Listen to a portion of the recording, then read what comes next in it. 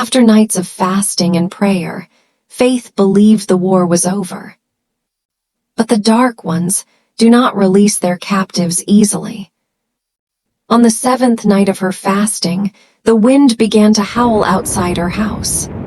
The sky was heavy, though the moon glowed pale like a dying eye. Inside, her husband slept soundly, or so it seemed. Faith closed her eyes, whispering, "Let me rest tonight." But the moment she drifted into sleep, a sound came, the beating of drums, slow and deep. She opened her eyes, yet she was no longer in her bed. She stood in the middle of a vast clearing, surrounded by tall, dark trees. The air was thick with smoke. Shadows danced around great fires, and the smell of burning herbs filled her nose. Before her, the women were waiting. Their eyes glowed red. Their wrappers were soaked in something dark and shining. One of them, tall, with cowries in her hair, lifted a spoon made of bone and smiled. "Welcome back, Faith," she hissed.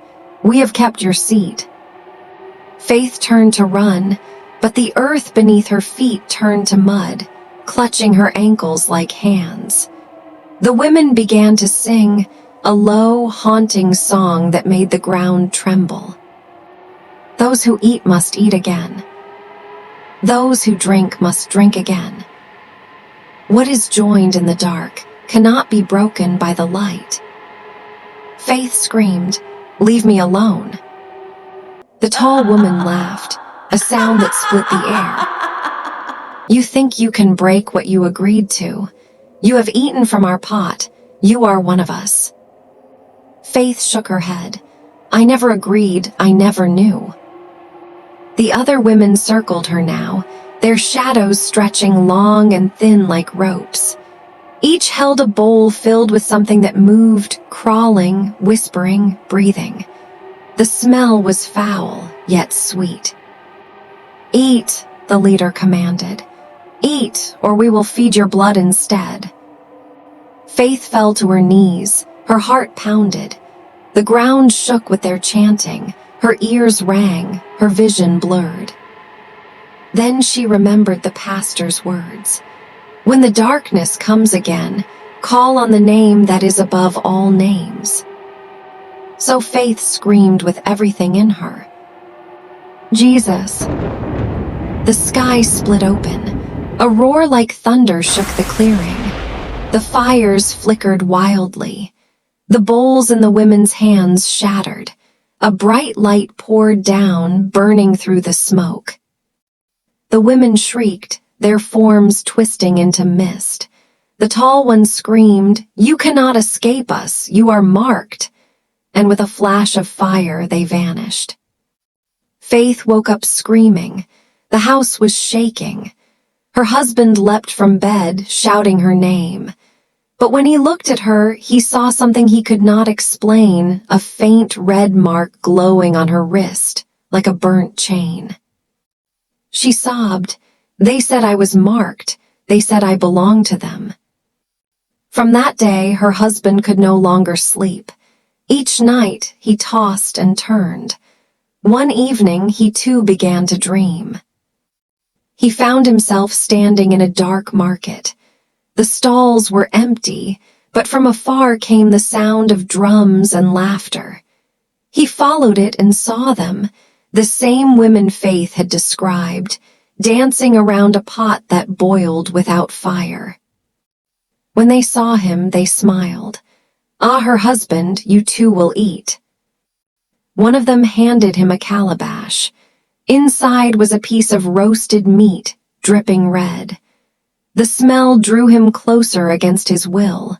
Just as he lifted it to his mouth, a voice echoed across the hall, his wife's voice, faint but desperate. "Don't eat, my husband, don't eat." The calabash fell, the pot exploded, the women screamed, and he woke up drenched in sweat. That morning, without saying a word, he took Faith's hand and said, "Take me to your church." That night, the small church shook with power. The pastor, the prayer warriors, and the choir gathered till midnight. Candles burned low. The floor was covered in the footprints of those who had prayed before. Faith and her husband knelt at the altar. The pastor raised his hand. "Tonight," he said, "the covenant will break or none of us will sleep." The drums began. The prayers rose. Thunder rolled though the night was clear. Faith screamed as her body convulsed. Her husband fell beside her, gasping. Shadows crawled across the walls, shapes of the women, laughing, shrieking. One of them hissed, "She is ours, he is ours." The pastor stamped his staff on the floor. "No, you have no claim here." He began to chant. Fire before them, fire behind them. Fire to the left, fire to the right. The fire of heaven burns every chain tonight. The candles flared. The air turned hot. Faith cried out as something lifted from her, a dark mist writhing and screaming. Her husband coughed, clutching his chest. The mist poured from his mouth, joined the other, and vanished through the roof like smoke chased by wind. Then silence. The air cleared, the room filled with peace. Faith's eyes fluttered open. Her husband was beside her, tears in his eyes. For the first time in months, he smiled.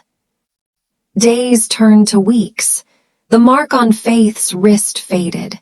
Her husband became gentle again, helping her at the restaurant, praying with her at dawn.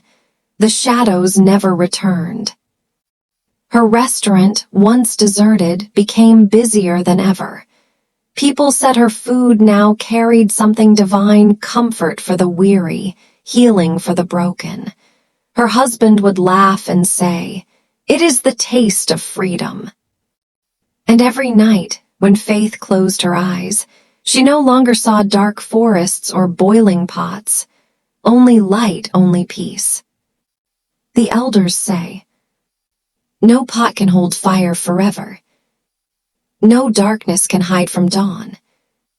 And when a woman prays with a pure heart, even spirits must bow.